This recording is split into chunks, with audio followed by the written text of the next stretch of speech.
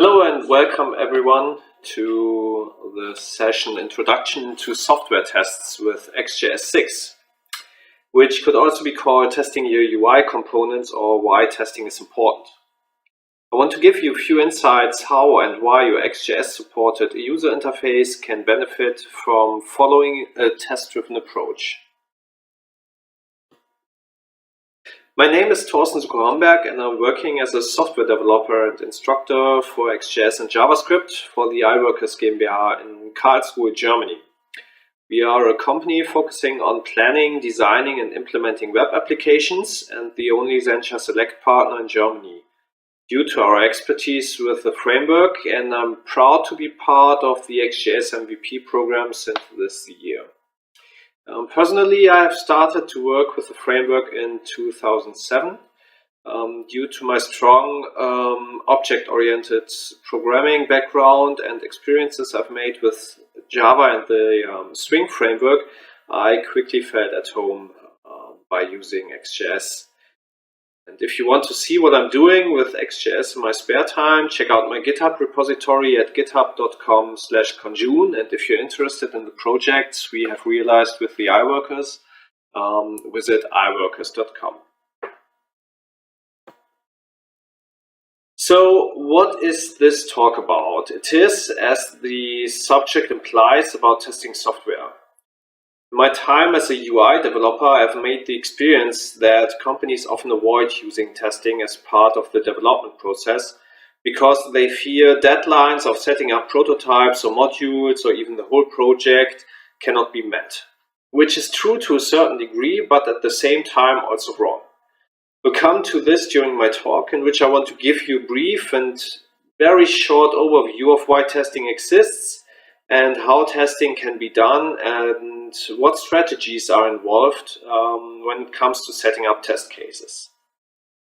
Due to the complexity of the topic, testing, and the fact that testing, depending on how a company lives this special field of software development, can involve a whole department of test engineers and development depending on test schedules, which in turn are depending on requirements set up by the testing team. This talk will scratch merely the surface. I advise everyone who's interested in this topic to do some more research on their own. For some, I promise a whole new world will open up, and I can assure you that considering testing as part of your development process increases the quality of the product and in the end, definitely the quality of your code and even your architecture. For this talk, we will move in the environment of web development, which means we have code that is running on the client and code that is running on the server.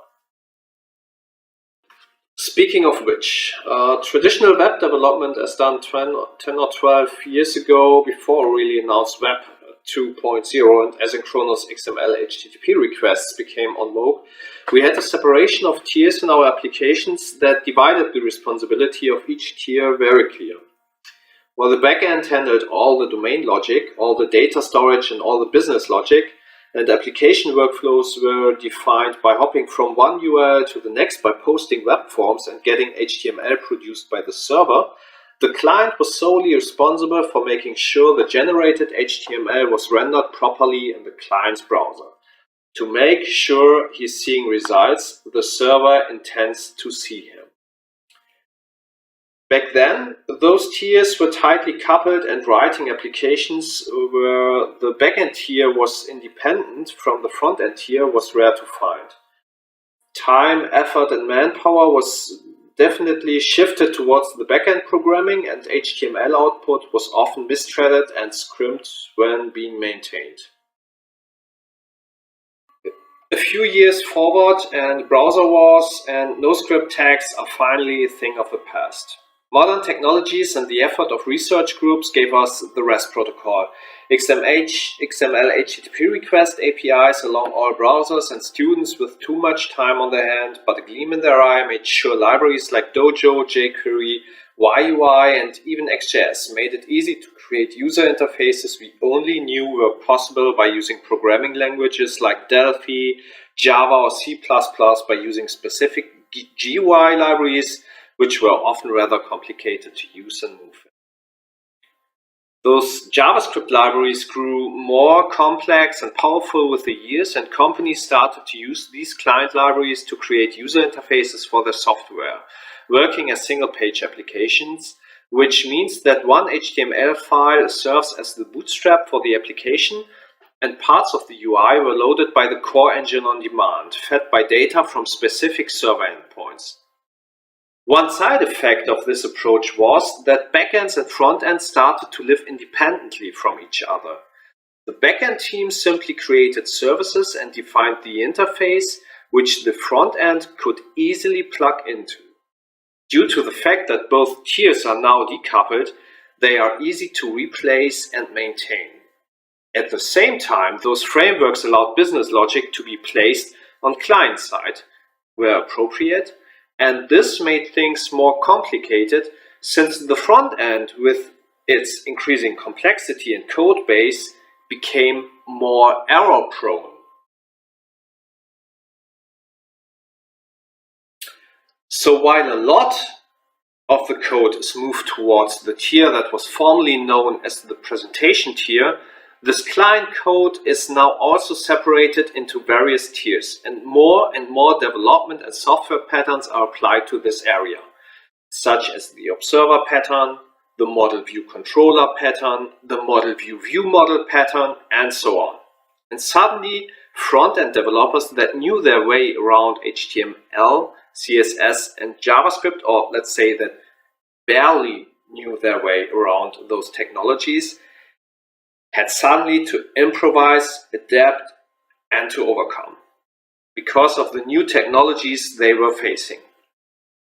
Just like this, the client is not only responsible for presenting the view as a single-page application, it is also responsible for implementing workflows and processes that were formerly handled by the backend, which is now responsible for providing services the front end plugs into. And a new breed of developers had to learn all this and implement this accordingly. Traditional roles and team structures are applied to the front-end development since it gains so much momentum, and it has to be made sure that the output the front-end team generates satisfies the demands of the project. A few moments ago, I've spoken of the increased complexity of the front-end code due to the architecture that is now being applied, and that implies that the front-end is more error-prone. And as a developer, we have one or two things in common, from which one definitely is the fact that no matter how focused we are on our work, sooner or later we will come across a use case that doesn't work as we intended it to be working, or as we have programmed it.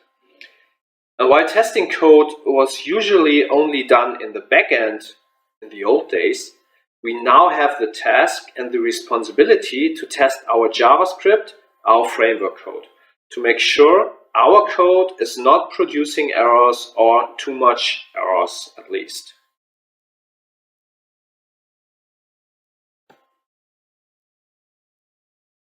Everything was better in the old days, says the grumpy old developer. Testing was easy. Once the backend code was developed and deployed, I hit F5 in my web browser and checked whether the displayed page satisfied my expectations. That was back then. Now we are confronted with scopes, callbacks, memory leaks, often DOM elements, truthy values not being truthy as we expected, false not being false, and overwritten prototypes all over the place. And worse, we give the user components at hand with which he can interact by clicking the mouse or typing a key on the keyboard, and each single interaction with our code represents a possible use case we have to make sure is working out of the box, and better yet, test to see if it produces any error. Because testing never shows the absence of bugs, but their presence, as Dijkstra said. So, how could possible ways to test our front end look like? Here's a workflow that looks similar to parts of the V model, which is a development process that describes writing and building software. While the V-model consists of various phases, such as the verification phase that involves the requirement analysis or system design, the here displayed workflow of testing methods is almost analog to the V-model's process of unit testing, integration testing, and system testing. This just as a side note. So if you're interested in the V-model, look it up. It's not very agile, though. Since we want to focus on front-end development and finding ways we can test our UI components, this workflow is customized so it fits our requirements. First off, we have unit testing, which tests and validates single entities in our software. If there are any dependencies to our classes or to other classes, we will not test these aggregations or compositions as a whole, but rather mock and stop these dependencies. Dependency injection comes to mind, which, if used in the code, makes testing a whole lot easier. So keep that in mind when you're facing the decision to use dependency injection. It makes everything easier, everything. Then we have component tests, whereas a component denotes a module rather than a UI component per se. This is where all the single entities and units are connected with their dependencies, which are now implemented as a whole and where the functionality was validated beforehand in unit tests. So these modules are tested again. And once we have made sure that everything works in these component tests, we switch over to a more real-life approach by setting up UI tests. We use the components and build them together to a user interface. That can be the whole application or just single parts of the application. That doesn't matter at this point. If this is fine granulated, it makes it easy to detect issues. But it's also more work because you have to set up more tests. Everything comes at a price in life. Let's start with the unit tests and have a look at an example. First off, by definition, a unit is the smallest entity which can independently exist. Since the software usually exists out of numerous modules, subsystems and so on, we understand that a software program is built out of units. If you want, you can understand the class definition you're using in your software as a unit, no matter if it can live independently or if it depends on other units, which would be a composition, speaking of UML. Reaching the state of independency is for software parts a noble goal, because a decoupled unit can not only be maintained more easy, it can also be reused in other projects, and testing it is effectively more simple. There are various patterns and methods floating around this subject, such as the observer pattern, which helps in decoupling objects when they need to communicate with each other, or the so-called separation of concerns, which is a design principle for separating a computer program into distinct sections. Chris Reeds writes in his book Elements of Functional Programming about separation of concerns that a programmer, amongst others, has to first describe what is to be computed, and second, organize the computation sequence into small steps. If you break it down, you are ending up with units responsible for different tasks. Making sure those units fit their specifications is called unit testing.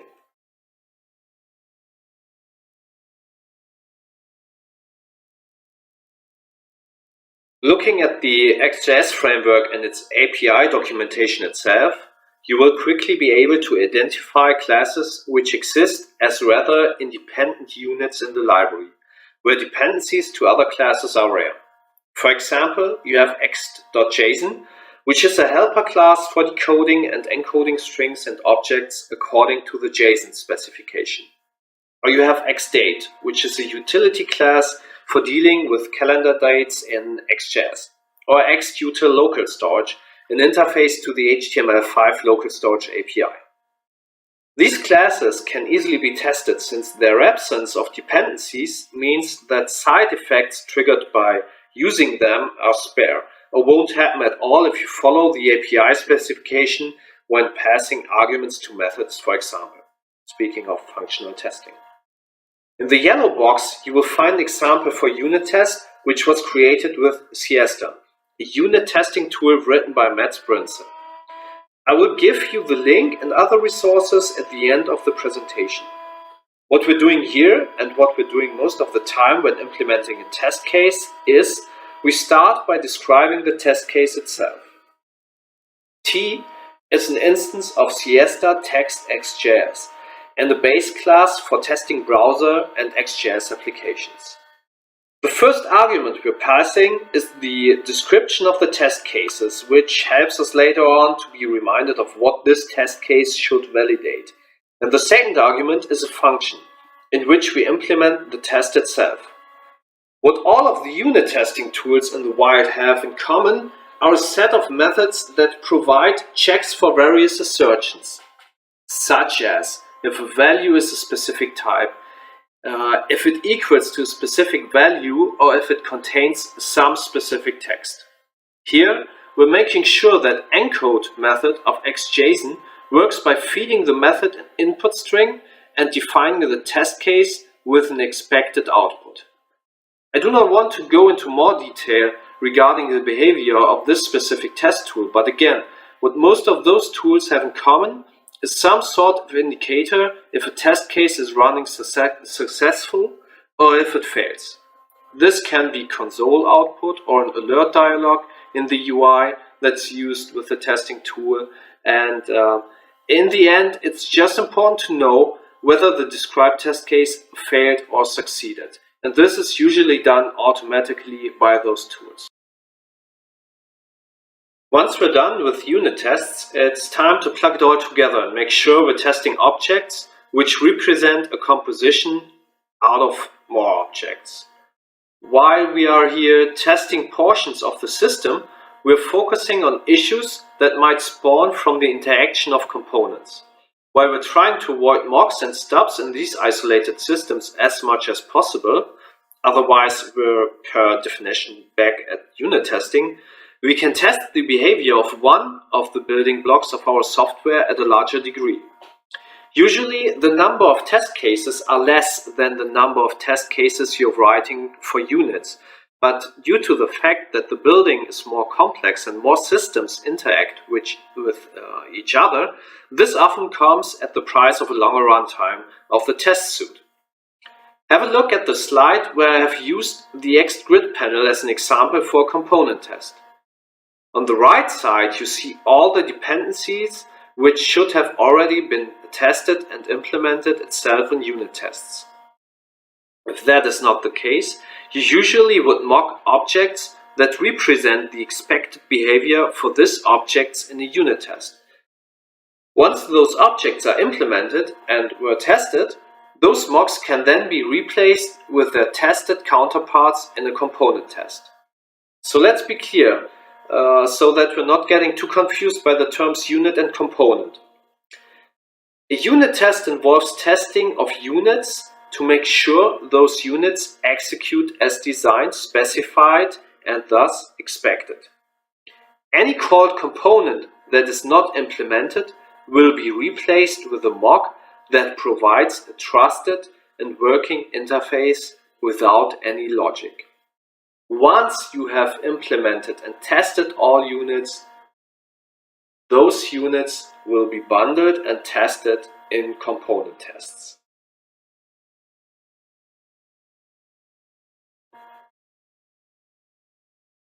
Writing component tests does not differ too much from writing unit tests, except for the fact that interface methods will now be tested for their proper result. Let's have a look at Ext grid panel again, which is, amongst others, an aggregation of a selection model and a store.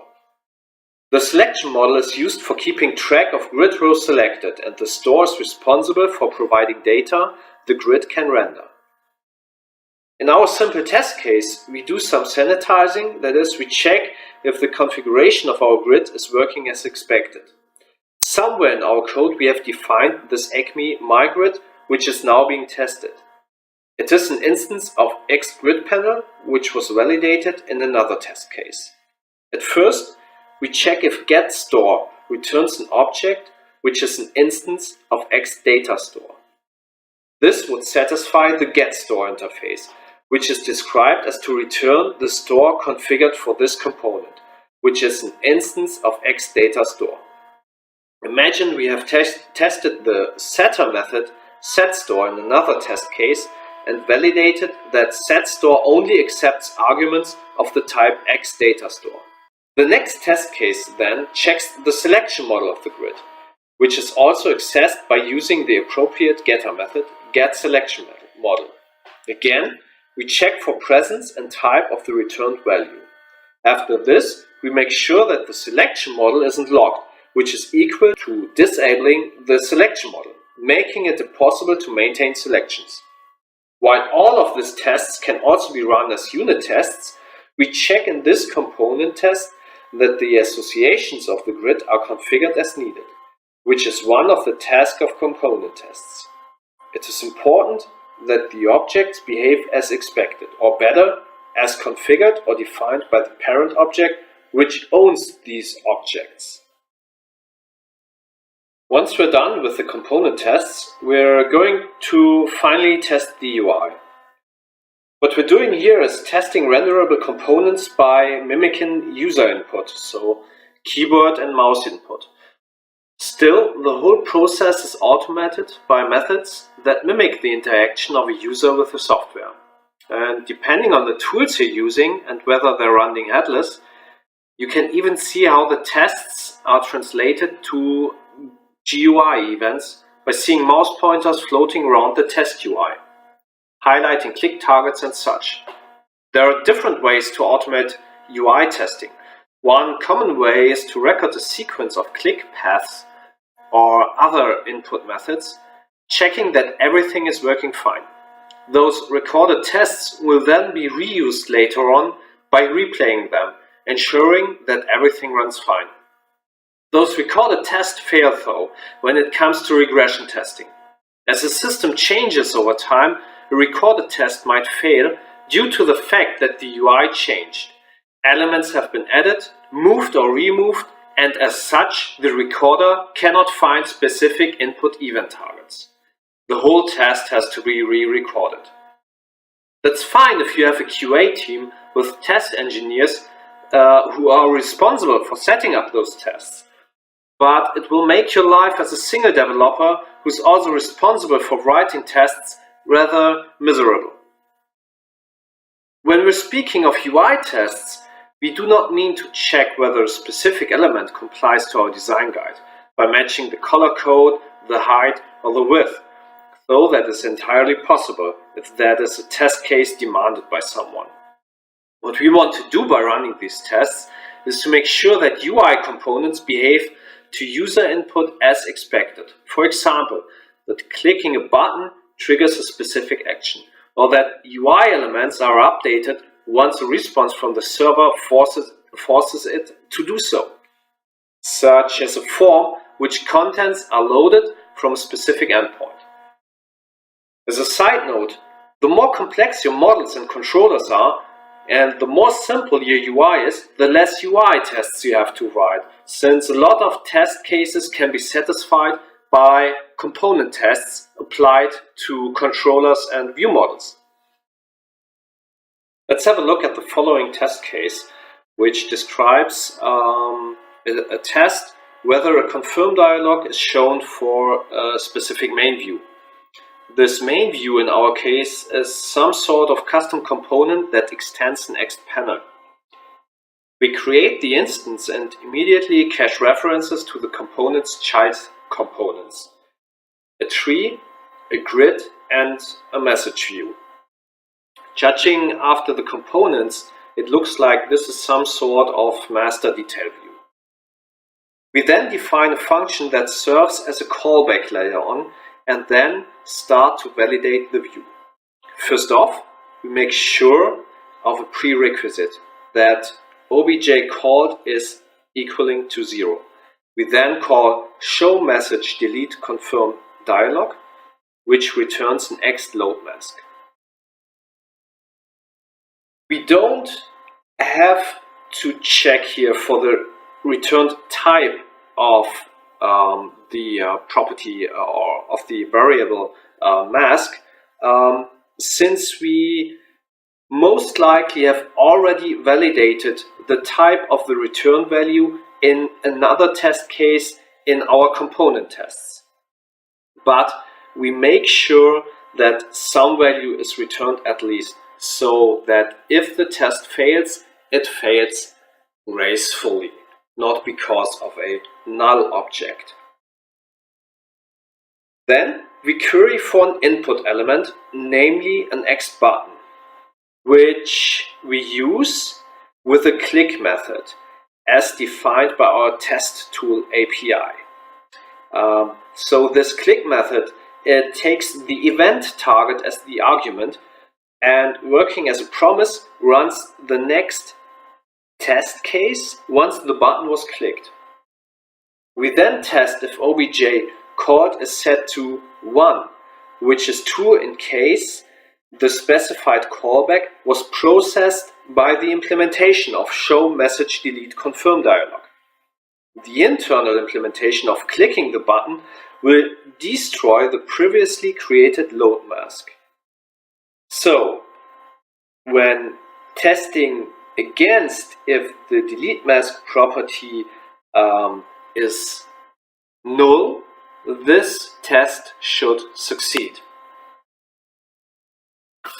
What we have seen in the previous slides is building the tests from the smallest entity up to components communicating with each other, up to parts of the system or the system itself, until our test cases satisfy our personal need for test coverage, which is a number specifying the percentage of functions and methods being tested in the software. There are various tools out there which can help you by computing this number, but since testing is such an important part of software development, it has become a field of research in the past years, and engineers have defined various strategies and approaches to test the system. Or to name a testing technique such as black box testing, white box testing, functional testing, integration testing, and so on.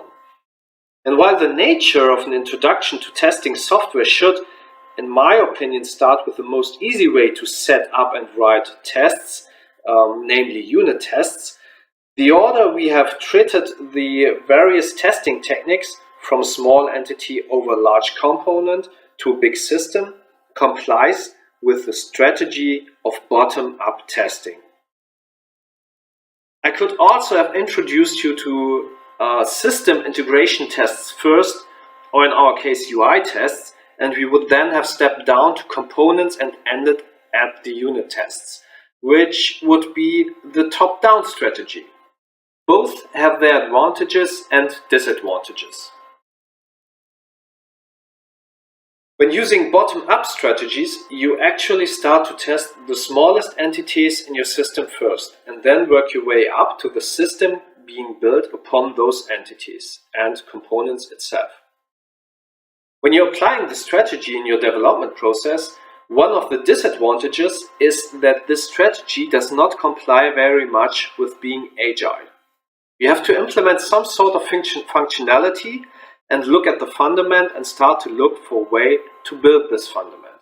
And since you value your own work and want to be very clean, you start to abstract the functionality as much as possible into the smallest entities you can think of.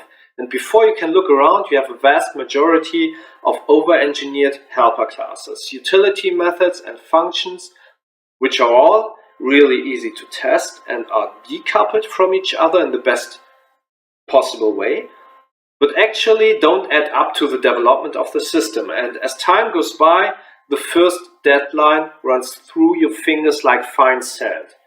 This disadvantage is also one of the advantages of this strategy.